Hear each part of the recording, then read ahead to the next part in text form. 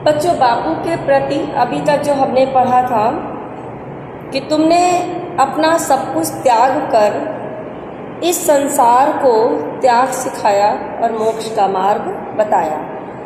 अब हम इसके आगे का भाग पढ़ेंगे कि पंत जी बापू के विषय में क्या कहते हैं और क्या उनको उनके विषय में लगता था।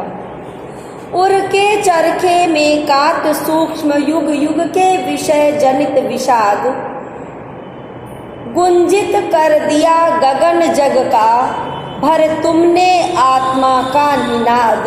निनाद माने स्वर। रंग रंग खद्दर के सूत्रों में नव जीवन आशा स्पृहा लाद। मानवी कला के सूत्रधार हर लिया यंत्र कौशल प्रवाद। साम्राज्यवाद था कंस बंदिनी मानवता पशु बलाक्रांत श्रृंखला दासता प्रहरी बहु निर्मम शासन पद शक्ति भ्रांत कारागृह में दे दिव्य जन्म। मानव आत्मा को मुक्त कांत जन शोषण की बढ़ती जमुना तुमने की नत पद प्रणत शांत। तो सबसे पहले उर के चरखे। उर का चरखा माने हृदय, उर माने हृदय, चरखा माने विचार जो हमारे आते जाते हैं। विषय जनित माने वासना से उत्पन्न। विषाद माने वेदना। निनाद माने संगीतमय स्वर, गूंज। स्पृहा लाद माने, स्पृहा माने इच्छा होती बेटा, आलाद माने प्रफुल्लता या प्रसन्नता। हर लिया माने दूर कर दिया। तो पंत जी कह रहे हैं कि नवयुग के निर्माण में गांधी जी आपकी बहुत बड़ी भूमिका थी। तो क्या भूमिका थी कि गांधी जी को संबोधित करते हुए पंत जी कहते हैं कि आपके द्वारा चलाया गया चरखा आंदोलन केवल भौतिक उद्देश्यों को प्राप्त करने के लिए ही नहीं था, वह केवल आर्थिक हितों को ध्यान में रखकर ही नहीं चलाया गया था, बल्कि उस आंदोलन का उद्देश्य आत्मिक शुद्धि करना भी था। आत्मिक शुद्धि माने आत्मा को शुद्ध करना भी था। आपने हृदय के चरखे के समान भौतिक वासनाओं को त्याग करके अपने चरखे की गूंज के साथ आत्मा के आनंदमयी संगीत को गगन में गुंजायमान कर दिया, गगन में गुंजित कर दिया। चरखे से काती गई सूत की बनी खादी रंगने के साथ ही, रंग रंग माने अनेक रंगों में रंगने के साथ आपने उस खादी की नवीन आशा और उल्लास को भर दिया। केवल खादी बनाने का मतलब ये नहीं था कि वस्त्र बुनना है, इसका मतलब ये था कि रंगों को उत्पन्न करके लोगों के जीवन में नवीन उत्साह, उल्लास और प्रसन्नता, आशा भर दी जाए तथा मानव जीवन के लिए नवीन युग, एक नवीन कला का सूत्रपात किया। नवीन कला, लोग सूत पिनने लगे, काटने लगे, कुछ काम मिला उनको। जहाँ तक आपने एक और युग युग की वासना को से उत्पन्न वेदना का अंत कर दिया, वेदना माने कष्ट, कष्टों का अंत कर दिया, वहीं आपने यंत्रीकरण से, यंत्रीकरण माने यंत्रों की ज़्यादा से ज़्यादा इस्तेमाल, यंत्रों की ज़्यादा यूज़ करना यंत्रों को, ठीक है। पहले क्या होता, यंत्र से बेटा कोई चीज़ बनती है तो जल्दी बन जाती है, एक लोग बना लेते हैं, और अगर कोई काम हाथ से होता है तो उसमें ज़्यादा लोगों को काम मिलता है, ज़्यादा समय में होता है, लोगों को मजदूरी मिलती है। इसलिए कह रहे आपने यंत्रीकरण से उत्पन्न संघर्ष एवं दुख को भी दूर कर दिया और आत्मिक ज्योति, आत्मिक ज्योति मैंने आत्मा की ज्योति से प्रकाशमान एक नवीन सभ्यता का जन्म दिया या नवीन सभ्यता को प्रारंभ किया। साम्राज्यवाद था कंस। देखिए साम्राज्यवाद क्या है बेटा, साम्राज्य में फैली हुई बुराइयां, कि हमने सोच लिया कि हम ही सर्वश्रेष्ठ हैं और हमने सबको दबा लिया। कंस, जैसे कंस का कारागार था जिसमें कृष्ण देव की यशोदा, चूंकि उसको पता था कि मेरी मृत्यु देवकी के 8वें पुत्र से होगी, इसलिए उसने सारे पुत्रों को मार दिया। बलपूर्वक जिसको चाहता था अपने पिता तक को उसने जेल में डाल रखा था।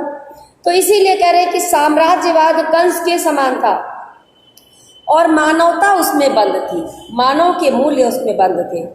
पशु बल आक्रांत, पशु के समान बल आक्रांत से, भय से। श्रृंखला दास्ता माने क्या होता है? दास्ता की जो कड़ी है, जो जंजीर है, प्रहरी, उसमें बहुत सारे पहरेदार भी थे। निर्मम शासन पर, अंग्रेजों का जो शासन था वो कैसा था? निर्मम था, कठोर था, शक्ति भ्रांत, और उसमें शक्तियों का भ्रम था, तमाम तरह की शक्तियां थी।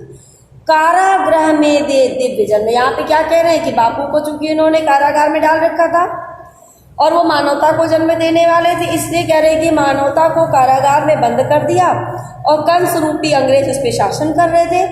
तो क्या कह रहे, तुमने जेल में रह करके ही, जिस प्रकार से देवकी ने जेल में रह के कृष्ण को जन्म दिया था, उसी प्रकार तुमने भी जेल में रह करके कृष्ण रूपी मानवता को जन्म दिया।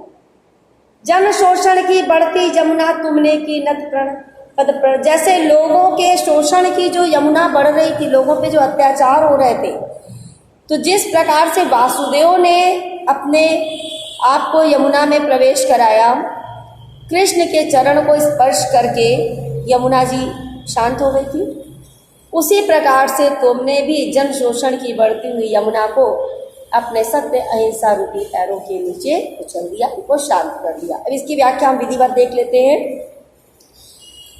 कि पंत जी कह रहे हैं कि अंग्रेजी साम्राज्य भारतवासियों के लिए कंस के समान था। भारतवासी जेल की कैदी देवकी के समान पीड़ित थे। मानवता अंग्रेजी साम्राज्य पर आधारित अत्याचारों से पीड़ित थी। उसके पैर गुलामी रूपी, परतंत्रता रूपी बेड़ियों से जकड़े हुए थे। पद और शक्ति के कारण भ्रमित शासन के ऊंचे पदों पर कार्य करने वाले निर्दयी अधिकारी जेल के पहरेदार थे। जिस प्रकार देवकी ने कृष्ण को जेल में जन्म देकर कंस के अत्याचारों से सबको मुक्त कराया, मानव जाति को मुक्त कराया था, हे बापू, तुमने भी उसी तरह देश के कल्याण के लिए अनेक बार जेल जाकर मानव जाति को मुक्त कराया। भारतवासियों का शोषण करने वाली ब्रिटिश शासन रूपी यमुना को तुमने अपने चरणों के शांत भाव से झुका लिया। शांत भाव चरणों के कैसे थे? सत्य, अहिंसा, प्रेम।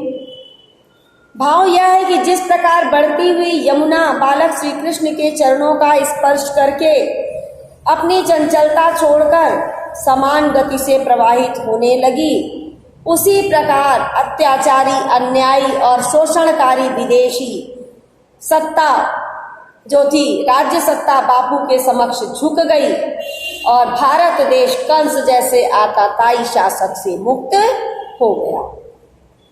कारा थी संस्कृति विगत भित्ति, बहुत धर्म जाति गति रूप नाम बंदी, जग जीवन भू विभक्त, विज्ञान मूढ़ जन प्रकृति काम आए, तुम मुक्त पुरुष कहने मिथ्या जड़ बंधन सत्य राम, ना नृतम जयति सत्यम माँ भय, जय ज्ञान ज्योति तुमको प्रणाम।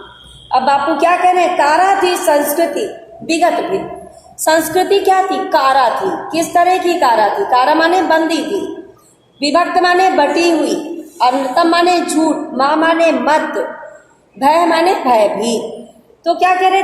धर्म जाति गति रूप नाम, बहुत प्रकार के बंधन हमारे समाज में थे। ठीक है ना? हम सब किस में जकड़े हुए हैं? रूढ़िवादिता में जकड़े हुए हैं। विज्ञान मूढ़, मूढ़ माने मूर्ख, विज्ञान, विज्ञान के बारे में कोई नहीं इतना जानता था। जन प्रकृति का, प्रकृति के कार्य लोग करते थे। तो तुम मुक्त पुरुष बन करके क्या कहने आए कि सारे बंधन अर्थात जाति धर्म, ऊंच नीच, गरीब अमीर, ये सारे बंधन मिथ्या है। सत्य क्या है? केवल राम ही सत्य है। नानृतम जयति सत्यम मां भय, सत्य से भयभीत मत हो, और सत्य की जीत होती है, झूठ की जीत कभी नहीं हो सकती है।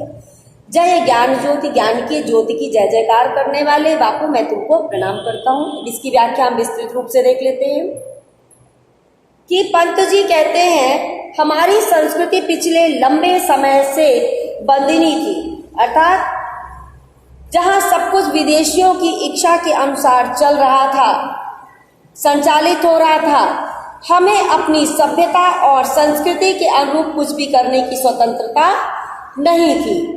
हमारे बीच धर्म, जाति, ऊंच नीच, गोरे काले अनेक प्रकार की दीवारें खड़ी थी जो कि हमारी प्रगति में बाधा डाल रही थी, हमें प्रगति के मार्ग पर आगे नहीं बढ़ने दे रही थी। इस प्रकार संपूर्ण जन सामान्य जनजीवन कैद में था। संपूर्ण धरती क्षेत्रीयता और भाषावादी के आधार पर बटी हुई थी। विज्ञान की प्रगति के कारण विवेकहीन मनुष्य प्रकृति को अपनी इच्छा के अनुसार संचालित करने का प्रयत्न कर रहा था। ऐसी विषम परिस्थितियों में हे महात्मा गांधी, आप हमारे मध्य जीवन मुक्त योगी के रूप में अवतरित हुए। मानवता को उपर्युक्त अर्थात जो बातें अभी बताई गई विसंगतियों से, बुराइयों से मुक्त कराने के लिए और हमें यह संदेश देने के लिए कि आप हमारे मध्य अवतरित हुए कि संसार में सारे रिश्ते नाते सब व्यर्थ है, झूठे हैं। इस संसार में अगर कुछ शाश्वत है, अगर कुछ सत्य है तो वह राम का नाम है। यहाँ असत्य की नहीं बल्कि सदैव सत्य की ही विजय होती है। इसलिए डरो मत, ऐसी ज्ञान की ज्योति जगाने वाले हे ज्योति पुरुष बापू, हम तुमको प्रणाम करते हैं। बेटा प्रस्तुत सभी पद्यांशों में संस्कृत निष्ठ खड़ी बोली है। रूपक, अनुप्रास, दृष्टांत, उपमा जैसे अलंकार भी हैं। रस शांत है, शब्द शक्ति अभिधा और लक्षणा है, गुण प्रसाद है। आगे इससे संबंधित एक एक्सरसाइज भी हम इसमें देखेंगे। सबसे पहला प्रश्न होगा आपका, प्रस्तुत पद्यांश के शीर्षक का नाम और लेखक का नाम लिखिए।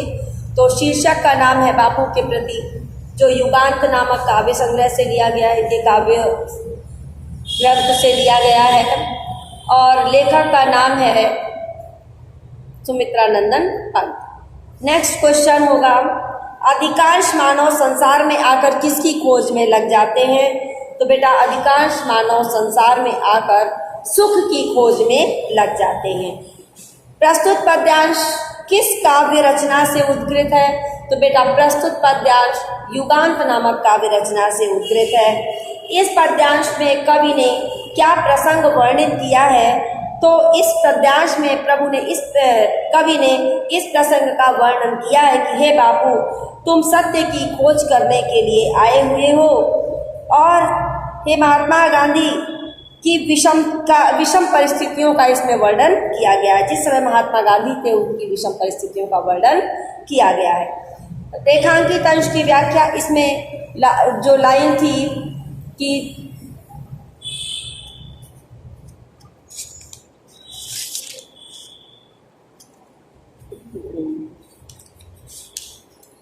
पशुता का पंकज बना दिया तुमने मानवता का सरोज।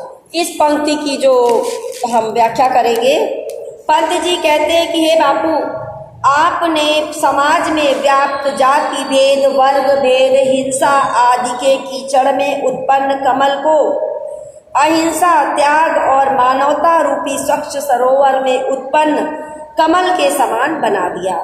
अर्थात मनुष्यों में व्याप्त भेदभावों को मिटाकर उन्हें सत्य एवं अहिंसा का पाठ पढ़ाया।